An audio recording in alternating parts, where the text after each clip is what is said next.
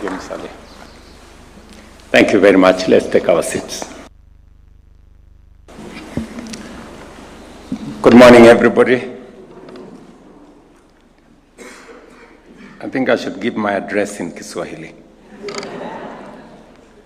because I have tried to encourage as many of us to learn Kiswahili. It is a language spoken in, I think, almost 12 countries in our region. But I will spare you that today only. Distinguished guests, ladies and gentlemen, it is my honor to welcome you, and I thank you most sincerely for accepting my invitation and taking time to join me this morning. I know that we have established a tradition that we will be engaging with ambassadors, high commissioners, representatives of various global international organizations that are resident in Kenya as a way of building bridges so that we can consolidate our relationship and understand each other more, and so that you can be able to represent not just your countries, but also understand us so that we can better enhance our partnership.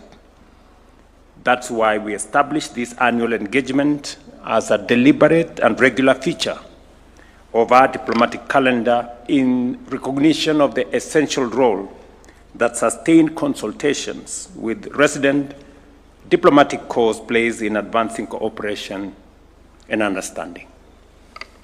This gathering, therefore, offers us a timely opportunity to reflect together on the significant developments of the past year at the national level, on the regional front, and we all understand what has been going on globally, so that we may proceed with a shared understanding of the realities shaping our relations and our responsibilities.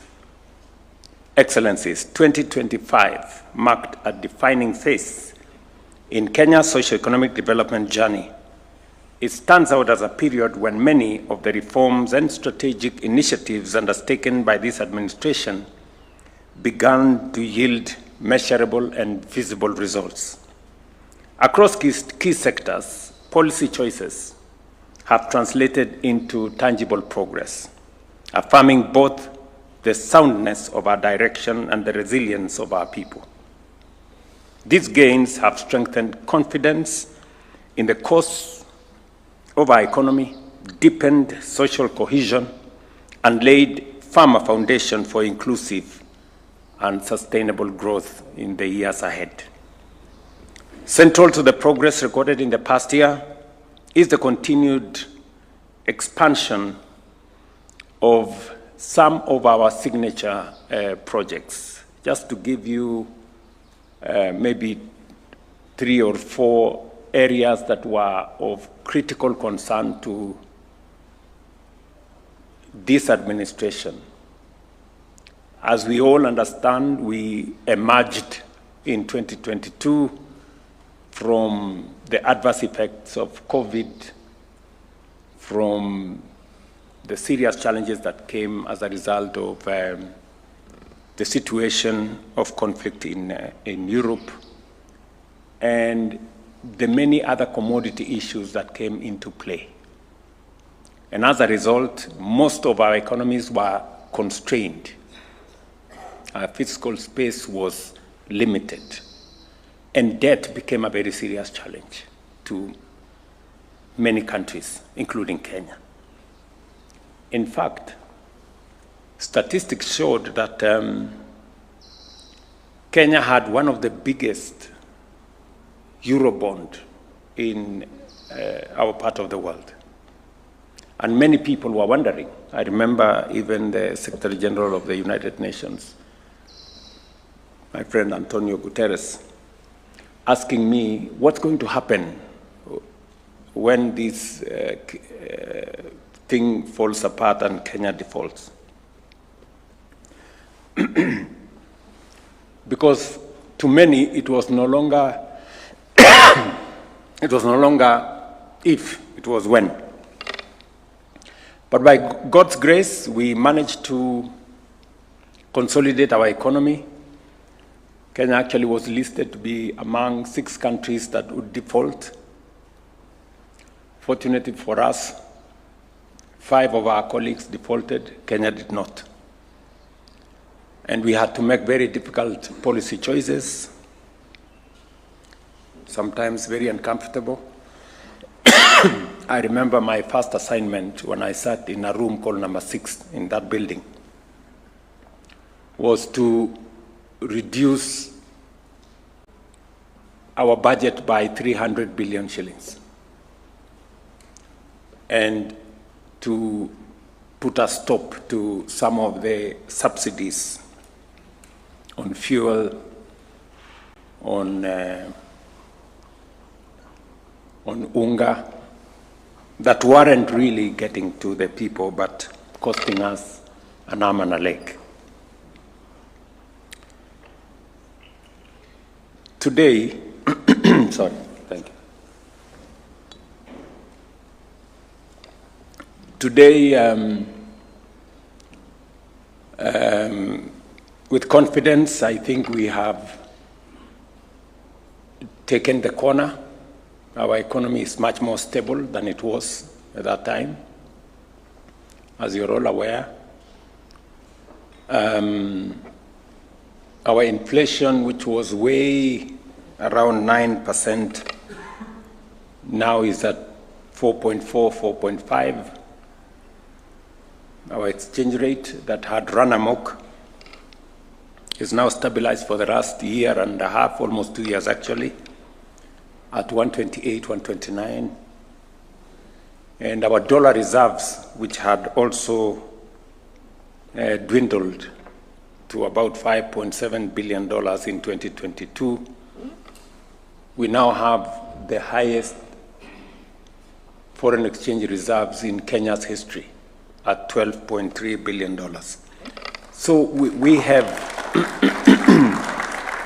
with the support and encouragement of many of friends and partners, we have managed to consolidate our economy. We still have a lot to do on it to make sure that we avoid the pitfalls of the past. The policy choices have sometimes been uncomfortable, but I want to say absolutely necessary, because unless we did that, we would have gone the direction many of our colleagues went. Number 2, we took the decision that we needed to stabilize food security in our country. The biggest challenge that I encountered when I came into office was the price of stable food. Many of you witnessed people in the streets with sufurias. I know you know what sufurias are on their heads, and that kind of situation. We've had to register all farmers. Today we have a register of 7.1, I think by this month, 7.2 million farmers. We are now giving out fertilizer on voucher. We are working on ensuring that reforming actually the whole agricultural sector. We had challenges with brokers and cartels and people who had cornered the agricultural sector. We have cleaned up our sugar sector. Many of you remember, those of us who are members of COMESA, Kenya has been asking for COMESA safeguards for the last almost 20 years. But I can now confidently say that we have reformed the sugar sector, and we have 200,000 new farmland. On sugar, we have registered and licensed another 5 sugar mills. We have enhanced our production from about 500,000 tons to 815,000 metric tons. Hopefully this year, we intend to get to 1 million tons. And in another year or two, Kenya will be a net exporter of sugar. That is our plan. And so have we with coffee and tea and milk. And we have seen those sectors grow. And I want to thank many friends, development partners. The World Bank have come through for us in the agricultural sector. And we have made demonstrable progress. In fact, our staple food maize, we have increased our production from about 44 million bags in 2022 to 75 million bags this year. Again, the highest in Kenya's history.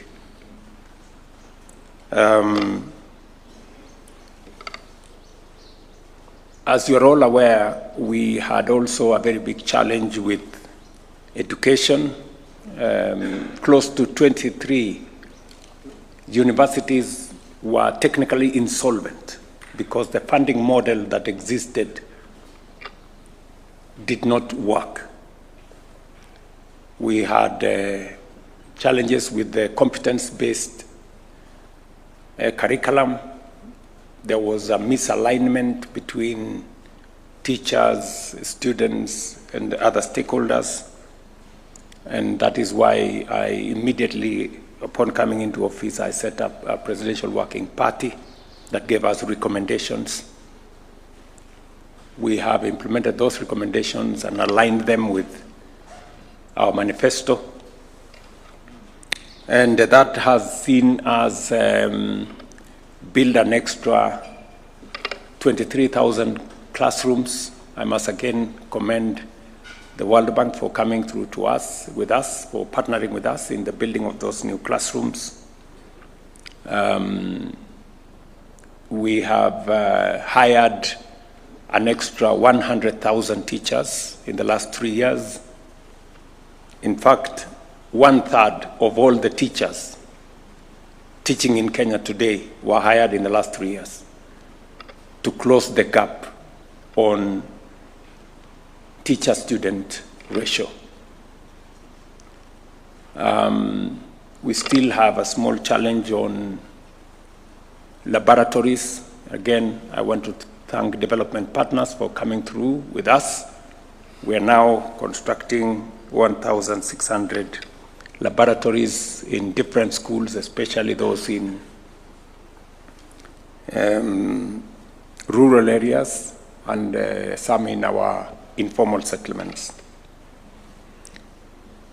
And we've rolled out a new student-centered funding model for our technical, middle level, and higher education, including universities. Today, if you ask any vice chancellor in any university, they will tell you that while they weren't able to pay staff in 2022, today they can pay their staff, they can pay their suppliers, they can pay their pay as you earn, and most of the universities that were technically insolvent are now walking out of insolvency. We've had also to re-engineer, as you know, our health sector. We did undertake to the country that we were going to. In fact, my commitment was to reform the National Health Insurance Fund. But when we went through the motions, it became impossible to reform it. So we had to re-engineer it altogether. So we had to replace the law. And because we had tried that so many times. We tried it with my predecessor, it didn't work. So this time round, we decided to overhaul, actually, to change the whole setup. We replaced the NHIF law with 5 pieces of legislation. And today, Kenyans that are registered on the SHA portal are 29.3 million, up from just under 8 million under the National Hospital Insurance Fund. Again, I want to commend many development partners that have come through to support our health program. The latest being the United States that signed with us a health program that will avail over the next 5 years about 200 billion Kenya shillings, and all the other friends that have also supported our health, especially social protection and many other spaces. We have also undertaken a very robust job creation program, from housing to digital jobs to export of labor to what we are doing in the Nyota program. Is a whole array. I can confirm to you that we have 1.5 million people today working who are not working in 2022. In our housing program, for example, we have close to 500,000 people working today in the constructions that are going on in our markets, in our hostels, in our affordable housing. I guess you see, slowly Kenya is turning into a construction site. Right from State House here, there is a construction going on. We have a construction going on in Talanta Stadium, in Bomas, in our markets. The roads are also going on. So we're trying to push all levers to make sure that we consolidate our gains as a country. And I will not fail to commend the UN bodies, representatives of nations who are friends of Kenya. You have come through for us in different facets, in different ways, to support this undertaking that is our responsibility as Kenyans, but you have come to support us as friends of this nation. And we are, on behalf of the people of Kenya, I want to say we are truly, truly grateful to all of you. As I outlined in my State of the Nation address last year, we committed ourselves to a new ambitious 10-year national transformation program. Because in my estimation, much as we have made some significant progress in all the spaces we have in terms of consolidating our economy, consolidating our food security, looking at our social protection, whether it is ensuring that we have more resources in our schools, undertaking a much more robust health development framework. And I must say the private sector has really come through to support our interventions. I was really pleasantly surprised that, for example, in our housing program, we now have signed contracts of maybe $4.5 billion. This is close to 650 billion Kenya shillings. And this we have done, and except one, all the contractors are actually Kenyans, Kenyan farms, except one. And I'm talking about close to 300 contractors. So the housing program has largely been undertaken. The markets program, the development of hostels has been undertaken by Kenyan contractors, building capacity locally. But I must say they have learned a lot from their partners from outside Kenya.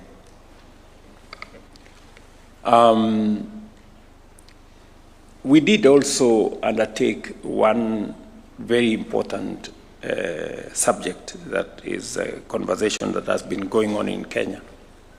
The culture of saving. You know, we've had not a very good culture of saving. So it is one of the issues that I undertook that I would try and drive. I am very happy that our social security, which we have built over the years. In 2022, we had 312 billion shillings in our social security. Today, 3 years later, because we changed the contribution structure and we brought many more people into the equation. In the last 3 years, we have grown our social security fund from 312 to 670 billion this year. We believe that next year we will get to 1 trillion, and slowly but surely we will build enough resources for us to be able to manage the challenges of access to patient capital that we can use to underwrite our development, even as we get support from partners and friends and work with the private sector as well. But as I said, even with what we have done, it is not sufficient. We need to look ahead. And looking ahead, we have, as I stated in the State of the Nation address, we are focused on doing 3 fundamental things, interventions, for us to be able to lift our country to the next level. Number 1 is we need to generate energy. As you are aware, we have 3,300 megawatts in our grid today.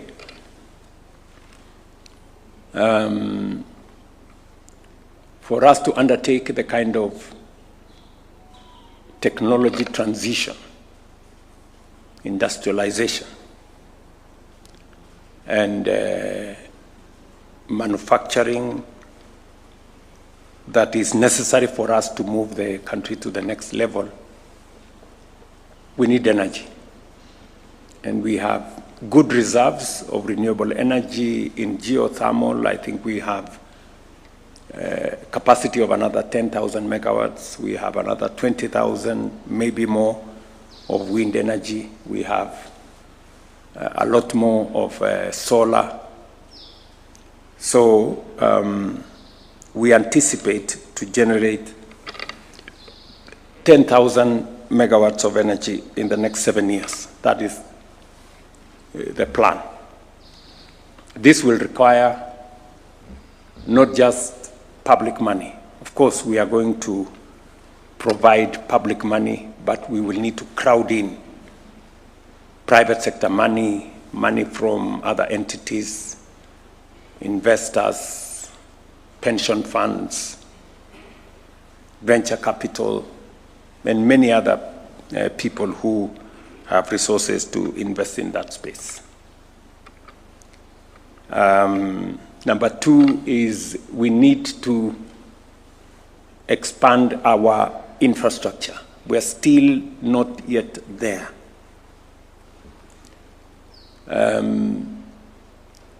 If you look at our infrastructure, we have developed 20,000 kilometers of tarmac in the last 60 years. Our intention is to develop another 28,000 in the next 7 years, to double the number of tarmac roads in Kenya.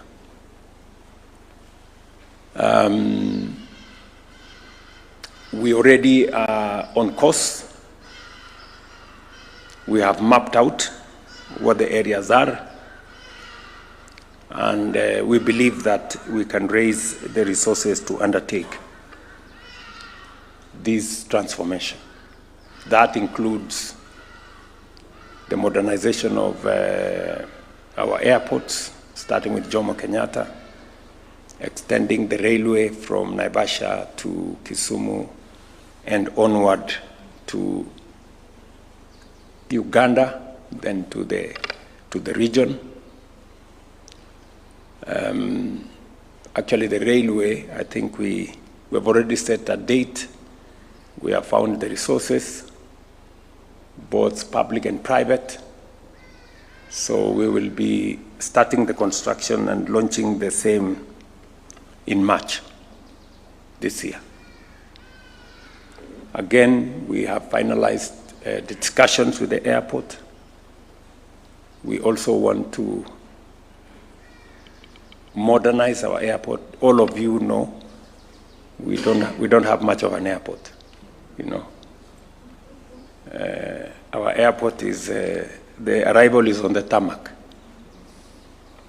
So and it's way overdue. You know, we should have done this maybe 15 years ago. So we want to begin that process of construction of a new airport under a framework that is going to bring public sector, private sector concessionaires. And I am hoping that we can begin that before June this year. So again, that whole infrastructure development is one thing that we are focused on achieving. And I'm saying this because we will require partners. We will require private sector partners. We will require some of your investment arms of your nations, whether at the airport, on the railway, on some of the toll roads that we are doing, the expressway that we are planning to Thika and other areas. So there is opportunity for us to work with you. There are opportunities for us to strengthen our partnerships, both at the public to public level, but also public to private. And I will be looking forward to working with yourselves so that we can do this together. And then number three is, as you know, Kenya is an agricultural country. We are almost exhausting the land that we can farm under rain-fed agriculture, and therefore it is absolutely necessary for us to now venture into more of water harvesting, water storage, irrigation technology. That is the space we want to go into. So there is also opportunity for us to work with partners, both in public and private, to do some of the mega dams that we are focused on doing. I know there is a lot of discussion together with our public-private partnership unit at the Treasury and all the other partners and friends. So we are focused on doing another 50 mega dams, maybe 200 medium-level dams and 1,000 or so micro dams. So again, there will be opportunity for us. And also irrigation technology is something that we will be focused on. And I know many of your countries, I have visited some of them, have irrigation technology that we can share and learn from one another and create partnerships that can help us achieve our intentions and contribute not just to food security in Kenya, but also through exports contribute to food security elsewhere. We will be in Parliament this week as part of developing the necessary infrastructure for us to undertake this heavy transformation. We are setting up a National Infrastructure Fund. I have had discussions with the IFC. I have had discussions with the World Bank. I have had discussions with the Africa Development Bank. We've had conversations with Afri-Exim Bank and many other partners. And they have given us a lot of support in terms of ideas, in terms of how we can use the public resources that we have, the public assets that we have in a much more structured manner, in a manner that we can use the resources and assets that we have to crowd in resources from the private sector and from other sources to be able to drive our development. We've also learned the hard way that the Constitution mandates us that we must be intentional on making sure that there is intergenerational equity. That we don't, whatever we have today, we need to think about not just today, but we need to think about tomorrow and the generations that will come after us. I was in Kwale, for example, this week actually, on Friday. And when I met the leadership in Kwale, they told me, look, Mr. President, we had titanium in Kwale. We exploited titanium. It got finished. The mine is now closed. And there is no sign of that titanium anywhere today. Some generations in the future will ask us, there was titanium in Kenya, what happened? You people ate the whole of it and left nothing for us. So we're going to Parliament to actualize a new legislation, the Sovereign Wealth Fund, that will now provide mechanisms for making sure that whatever it is that we do now, whether through privatization or any other resources, we have a fund that takes care of the generations that will come after us.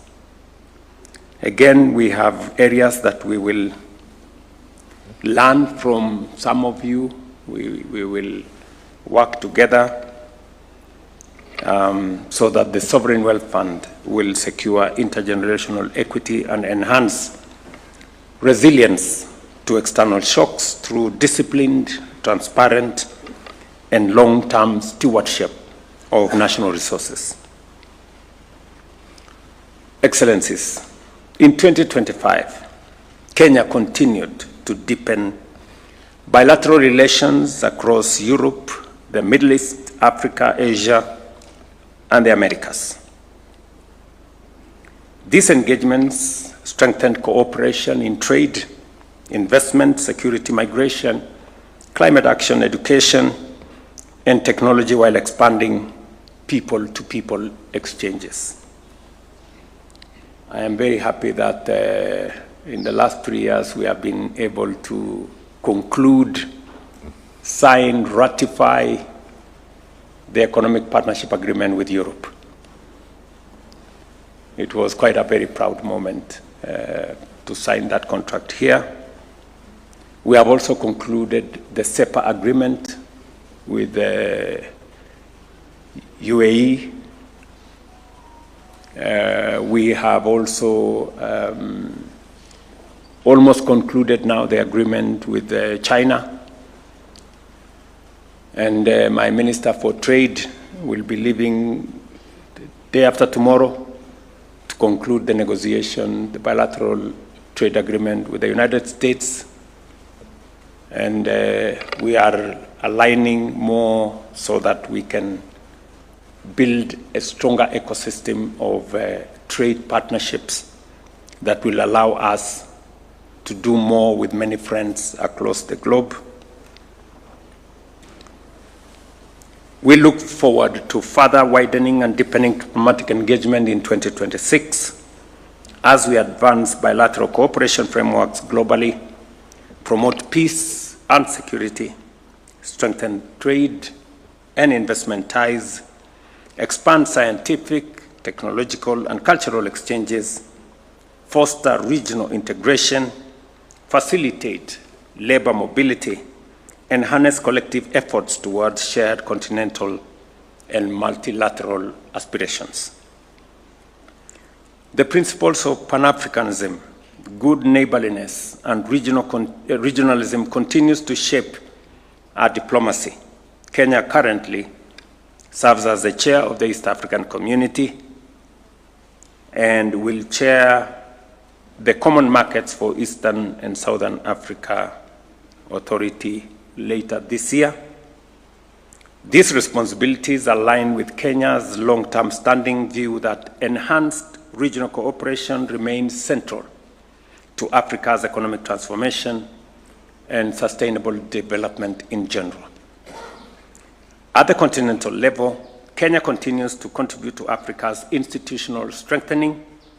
As African Union champion for institutional reform, we have supported ongoing efforts to enhance the effectiveness, the credibility, and responsiveness of the Union, particularly in the areas of peace, governance, and financing. Again, let me appreciate the support to the African Union by many partners here. And to support what you have done over the years, we are having a very candid conversation as African leaders, and I will be presenting a report on what we have managed to put together. Number one, to do more on funding the African Union. We have developed alternative mechanisms of trying to make sure that we fund the African Union 100% by ourselves,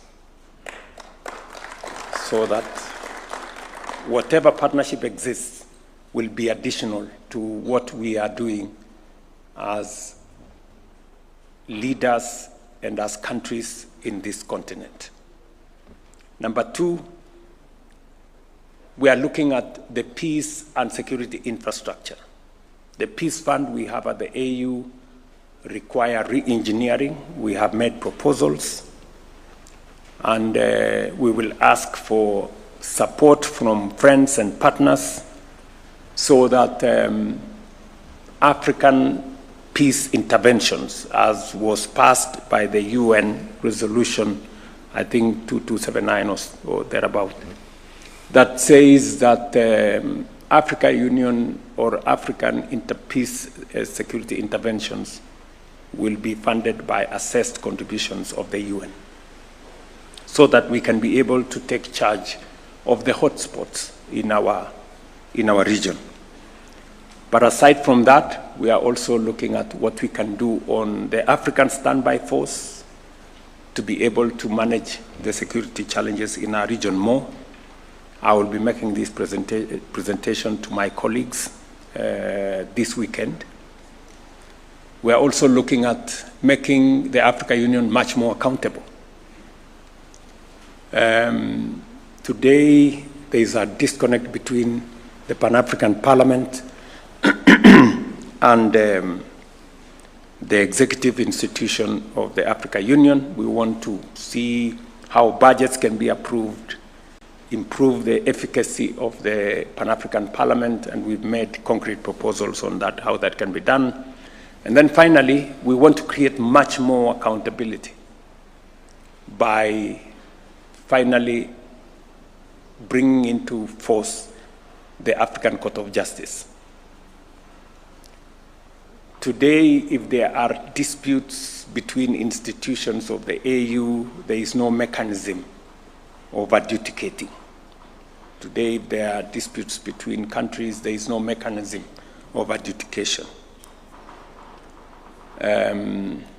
Thankfully, the instruments for the establishment of the African Court of Justice have already been ratified. They have already been signed. What is only remaining is the actualization. So again, we will be making those proposals. In addition, as chair of the Committee of African Heads of State on Climate Change, Kenya has advanced a coordinated African position on climate action, climate finance, and adaptation, ensuring that Africa's priorities are clearly articulated and pursued in unity with global processes. Kenya also looks forward to hosting the Africa France Summit in May this year, which will showcase Africa's innovative capacity and demonstrate the strength of cross-continental partnerships. It will be the first time that an Anglophone country will be hosting a French Africa.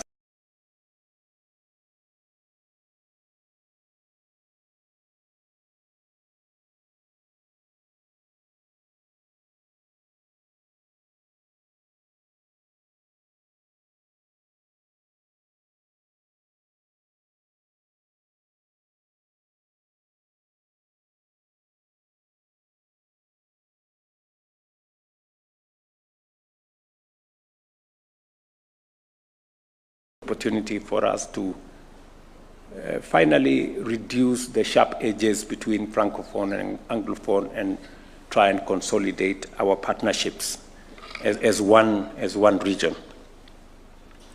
There will be private sector engagement. We are trying to get the highest level of participation from African entrepreneurs, business people, and investors, and to see how we can consolidate that position.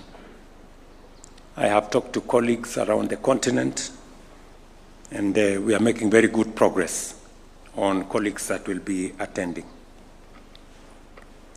We will also host the 4th EAC COMESA SADC Tripartite Summit this year, which is expected to significantly advance the regional integration agenda. Ladies and gentlemen, regional peace and security remains a core focus of Kenya's foreign policy.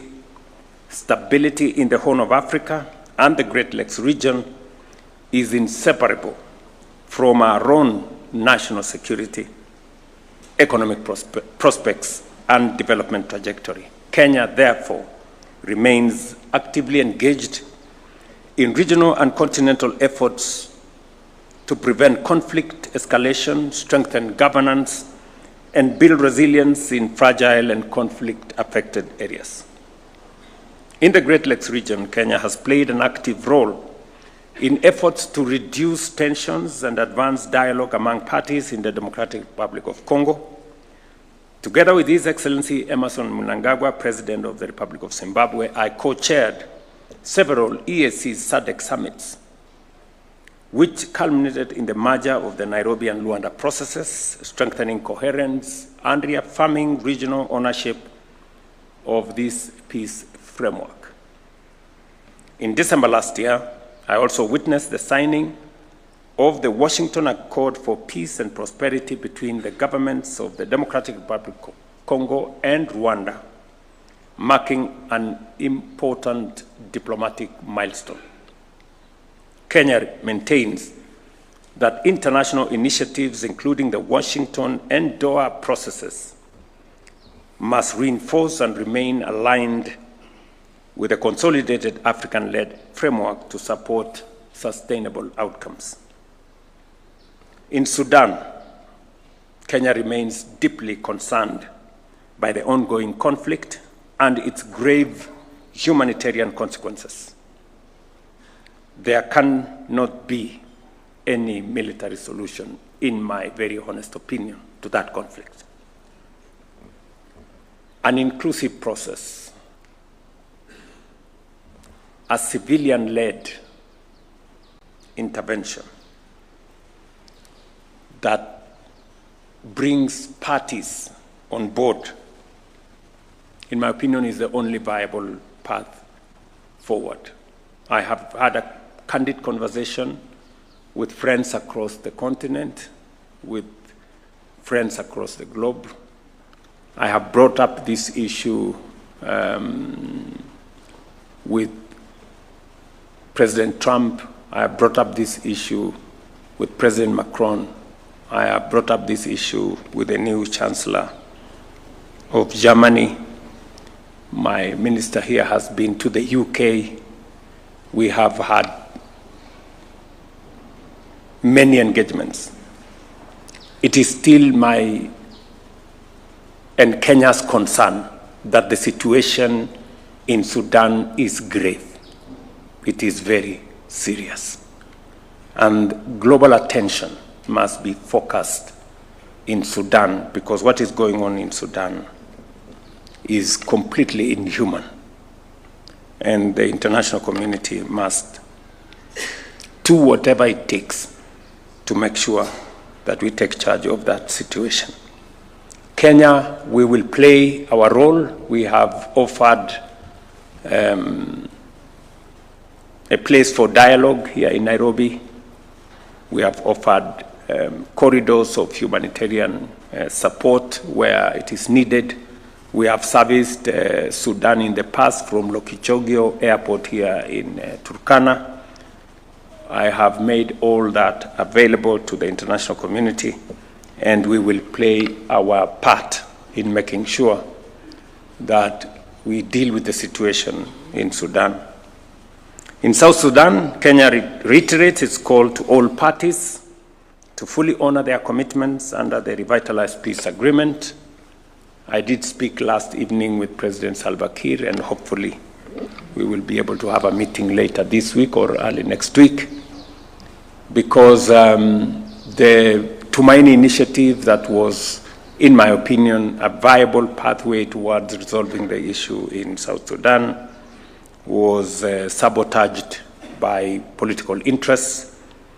Sudan has finally come back to say maybe we should relook at it again, and I am very open to working with South Sudan in making sure that Kenya supports the peace efforts in that sister country, and we look forward to working with the Troika and all the other partners that are involved in South Sudan. I know there is a feeling by colleagues and partners that everybody is concerned about South Sudan, except you know who.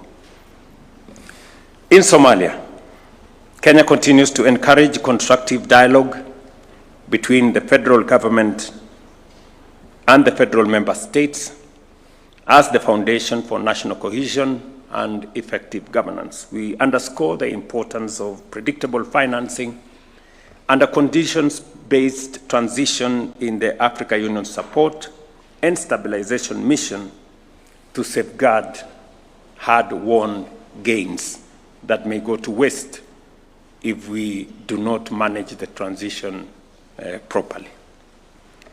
Beyond our immediate region, Kenya continues to contribute responsibly to global peace and security as lead nation in the multinational security support mission in Haiti, we stand in solidarity with the Haitian people and their quest for the restoration of security, order, and the rule of law.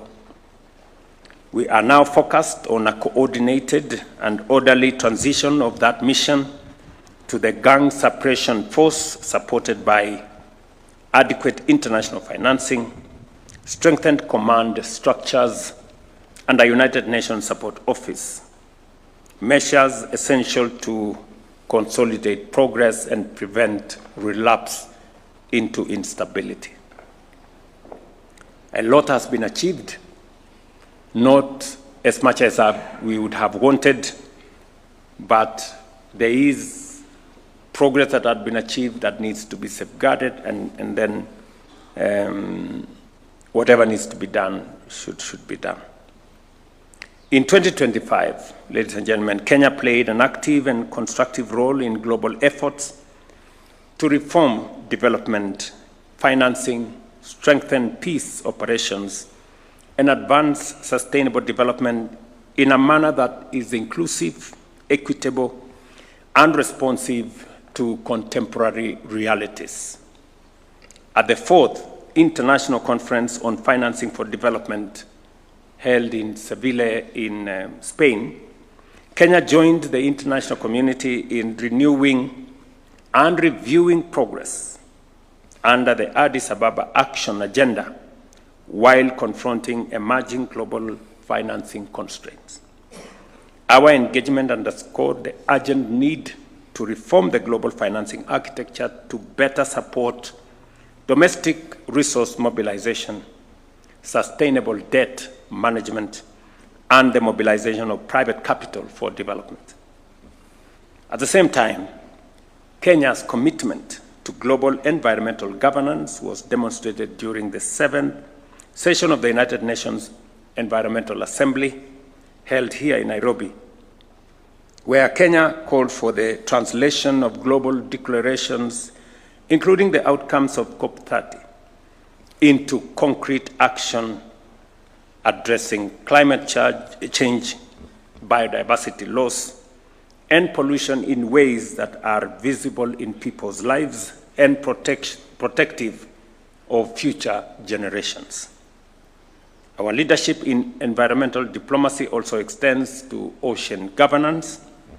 The ratification of the agreement on the conservation and sustainable use of marine biological diversity of areas beyond national jurisdiction reaffirms our commitment to rules-based multilateralism, ocean sustainability, and the protection of global commons.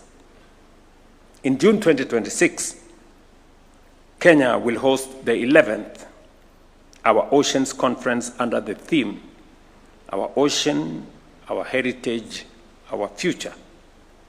This gathering will mobilize global commitment on marine conservation, sustainable fisheries, and climate resilience while showcasing Africa's contribution to ocean action and the blue economy. Kenya's multilateral engagement also encompasses social development.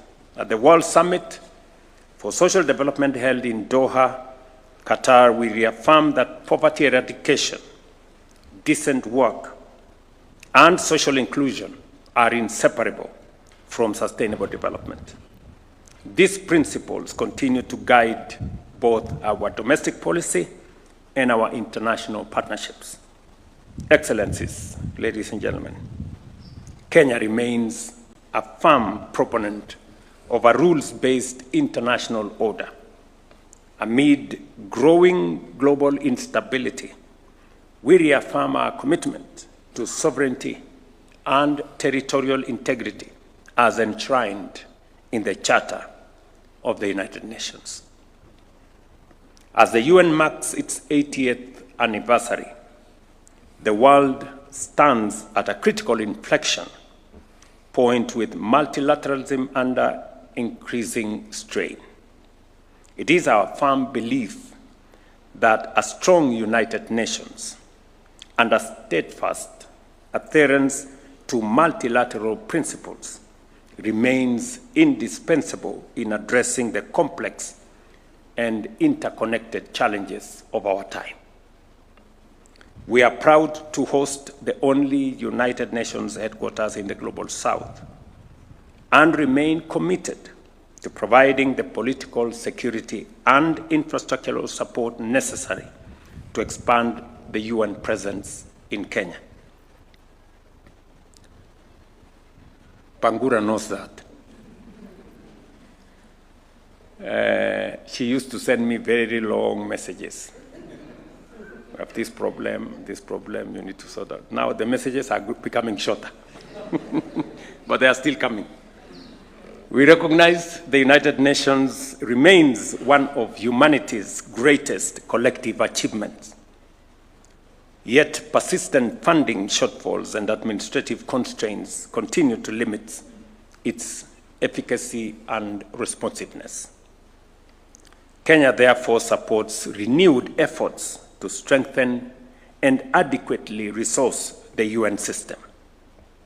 The defunding of UN agencies weakens multilateral cooperation and diminishes the international community's capacity to respond to conflict, humanitarian crisis, global health threats, and development challenges. At the same time, Africa also marks 2 decades since the Ezulwini Consensus and the Sirte Declaration, through which the continent has spoken in one voice in calling for just and equitable reform of the UN Security Council. Africa's continued exclusion, despite bearing significant share of Security Council's agenda and peacekeeping responsibilities, undermines the legitimacy and effectiveness of the United Nations. Comprehensive reform, including permanent African representation, is essential to the institution's relevance in the 21st century. Excellencies, as I conclude, I commend the diplomatic corps and international organizations represented here for your continued cooperation, your goodwill, and your partnership with Kenya.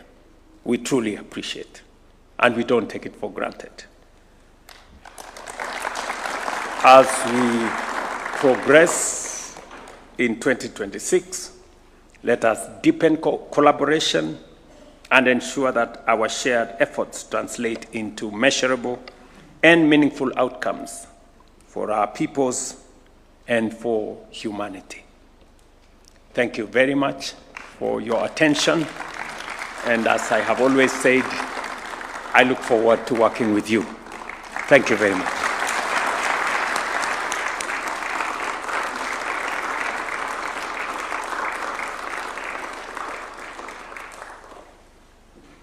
I don't know, just hold on. Yeah, let's take our seats. I am not schooled in matters diplomacy. But I remember, I think it was Chinua Achebe, who, I think there was a church somewhere, somebody was preaching in church. So he was sitting in the congregation. After the sermon, he asked somebody there, are people allowed to ask questions after the sermon?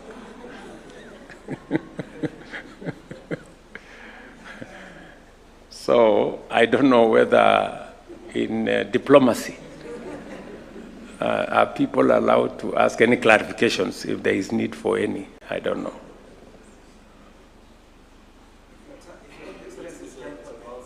Okay. I can take 1 or 2 clarifications if there is anybody who has something to say with the permission of the diplomats here. There are no consequences for asking any question.